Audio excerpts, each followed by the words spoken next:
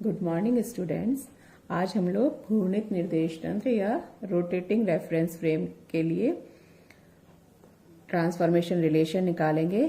हमारा जो मेथड है वो ठीक वैसा ही होगा जैसा कि हमने फर्स्ट यूनिट में किया था कि हम दो कार्तीय निर्देश तंत्र लेंगे और उनके बीच स्थिति, वेग, त्वरण और बल के लिए रूपांतरण समीकरण ज्ञात करेंगे।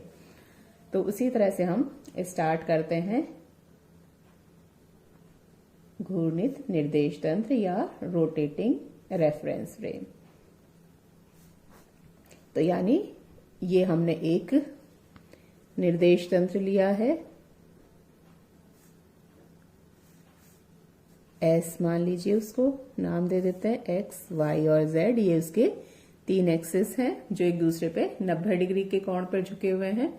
और दूसरा जो निर्देश तंत्र है वो इस निर्देश तंत्र के सापेक्ष घूर्णन कर रहा है। तो ये दोनों के ही ये मूल बिंदु हैं और किसी समय पर मान लीजिए दूसरे निर्देश तंत्र के जो कोऑर्डिनेट है वो इस तरीके से हैं।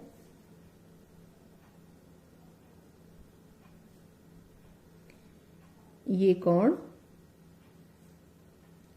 थीटा है, लेकिन ये समय के साथ परिवर्तनीय नहीं है, समय के साथ परिवर्तित होता रहेगा। जैसे पहले यहां था, कहीं पहले संपाती थे। प्रारंभिक समय पर हम ये मानकर चल रहे हैं कि प्रारंभिक समय जो कि t=0 पर दोनों निर्देश तंत्र कोइंसाइड कर रहे थे, संपाती थे। और उसके बाद s के सापेक्ष s डैश घूर्णन कर रहा है। तो जैसे यहाँ पहले x डैश होगा, फिर चेंज होता हुआ किसी समय यहाँ पर है, उसके बाद आगे और चेंज होता रहेगा। तो ये जो थीटा है ये समय के साथ परिवर्तित हो रहा है। तो हमें वही s और s डैश के लिए सबसे पहले स्थिति के लिए रूपांतरण समीकरण ज्ञात करना है। तो ये मान लीजिए कोई पार्टिकल p है, कोई पिंड है, s में उसके कोऑर्डिनेट x, y, z हैं और s डैश में x डैश, y डैश और z डैश हैं। तो एक ये दोनों कोइंसाइड कर रहे हैं। एक तो हम दो तरीके से देते हैं, एक तो स्थिति सदिश या पोजीशन वेक्टर के रूप में और दूसरा कोऑर्डिनेट्स के रूप में। तो पोजीशन वेक्टर के रूप में देखें तो पोजीशन वेक्टर का मतलब है मूल बिंदु से उस पिंड की स्थिति को मिलाने वाला जो सदिश होगा उसे हम स्थिति सदिश कहेंगे।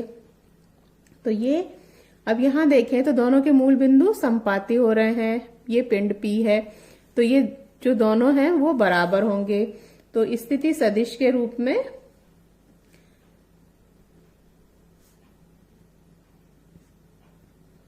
अगर हम S के लिए R कहें और S डैश में उसको R डैश कहें, तो जैसा कि स्पष्ट है चित्र से कि R R डैश, R है वो OP है और R डैश है वो O डैश P, यानी S डैश का जो प्रेक्षक है उसके द्वारा जो स्थिति सदिश है और OP S के प्रेक्षक के सापेक्ष। तो R R डैश, यानी ये दोनों बराबर होंगे स्थिति सदिश के रूप में। लेकिन कोऑर्डिनेट के रूप में देखें तो ये किस तरह से प्राप्त होंगे, वो अलग अलग प्राप्त होंगे, वो अभी हम करेंगे। एक और कि थीटा जो है वो समय के सापेक्ष, समय के साथ परिवर्तित हो रहा है। तो माना s के सापेक्ष s डैश कोणीय वेग ओमेगा से घूर्णन कर रहा है। अब कोणीय वेग का क्या मतलब होता है? जैसे रेखीय वेग होता है, रेखीय वेग हम कैसे डिफाइन करते हैं, उसको हम v से रिप्रेजेंट करते हैं और v हो जाता है dr/dt, यानी विस्थापन, रेखीय विस्थापन में परिवर्तन की दर या एकांक समयांतराल में हुआ विस्थापन, वो उसका वेग कहलाता है, रेखीय वेग।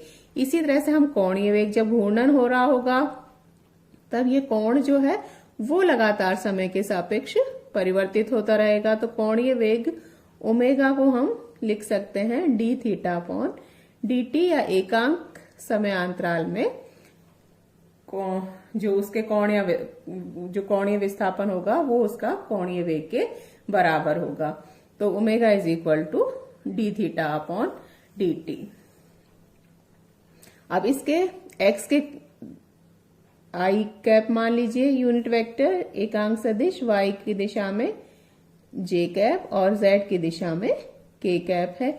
इसी तरह से जब यहाँ थीटा कोण बन रहा है उस समय I डैश, ये J डैश और K डैश है। एक और कॉन्सेप्ट जो हम लगाएंगे कि निर्देश तंत्र में का जो प्रेक्षक है उसके लिए वो निर्देश तंत्र हमेशा ही स्थिर दिखाई देता है। जैसे O के लिए S निर्देश तंत्र है वो हमेशा स्थिर होगा, इसी तरह O डैश को भी S डैश निर्देश तंत्र घूर्णन करता हुआ नहीं दिखाई देगा, क्योंकि जिस तरह से ये घूर्णन करेगा उतना ही O डैश है वो घूर्णन कर जाता है। जैसे हम पृथ्वी पर स्थित हैं, पृथ्वी भी घूर्णन करती है लेकिन हमें वो प्रतीत नहीं होता। हमारे लिए पृथ्वी है वो स्टेशनरी होती है, स्थिर अवस्था में होती है, क्योंकि हम पृथ्वी पर ही स्थित हैं। इसी तरह O डैश का प्रेक्षक है उसके लिए S डैश है वो तो स्थिर दिखाई देगा, लेकिन S है वो घूर्णन करता हुआ दिखाई देगा और उसके जो दिशा होगी वो उसके घूर्णन की विपरीत दिशा होगी।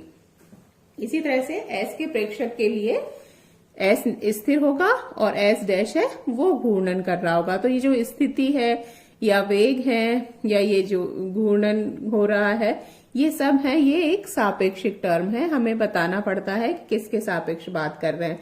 तो O के सापेक्ष S स्थिर, S डैश है वो ओमेगा कोणीय वेग से गति कर रहा है।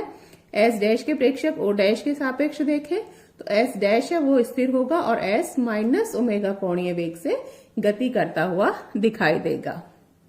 तो इस समय पर जबकि थीटा कोण बना रहा है x के सापेक्ष x डैश, y के सापेक्ष y डैश और z के सापेक्ष z डैश, उस स्थिति में हम देखें तो S निर्देश तंत्र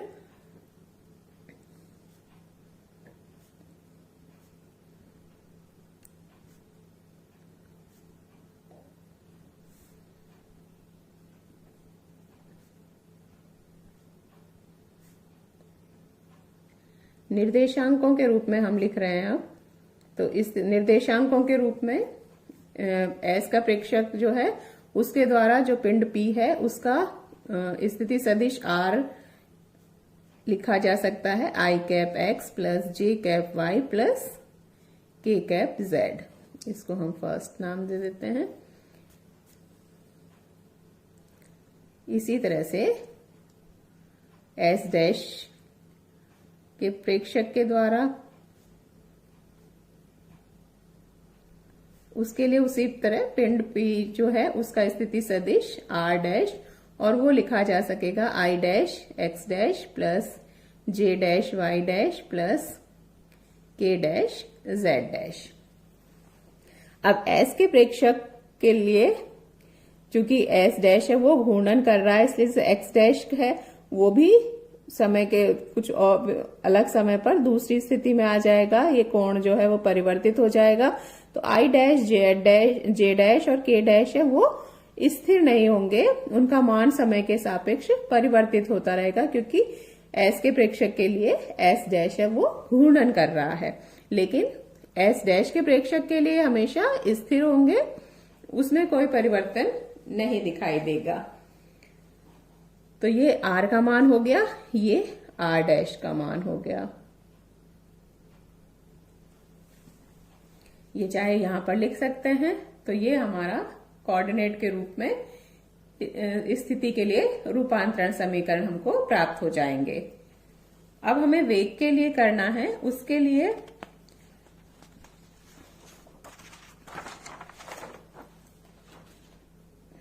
तो ये हमने निकाले हैं। अब वेग करना है तो पिंड P का S के प्रेक्षक द्वारा नापा गया वेग, कितना वेलोसिटी नापेगा अगर वो पिंड P गति कर रहा है, तो इसके वही कोऑर्डिनेट चेंज होंगे। तो हम उसको S में है उसको V से रिप्रेजेंट कर रहे हैं। तो V इज इक्वल टू होगा D R upon D T या D upon D T. R की वैल्यू है I cap X plus J cap Y plus K cap Z, या v इज इक्वल टू वही I cap J cap K cap है, वो समय के साथ परिवर्तित नहीं होंगे, इसलिए उनका D I cap upon D T, इसी तरह D J cap upon D T और डी के जेड डी के कैप अपॉन डी टी है वो 0 हो जाएगा। तो जो वैल्यू है वो आएगी I cap D X upon D T plus J cap D Y upon D T plus K cap D Z upon D T. इसी तरह से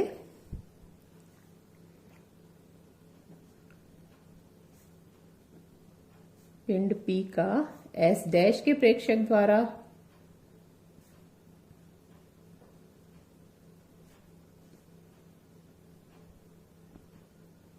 वेग देखें तो वो क्या होगा, उसको हम वही S डैश का है तो हम V डैश से रिप्रेजेंट कर रहे हैं, तो V डैश भी हो जाएगा D R dash upon D T या D upon D T R dash I dash X plus J dash Y plus K dash Z, या V dash equals to I dash D X upon X dash Y dash और Z dash, D X dash upon D T plus J cap D Y dash upon D T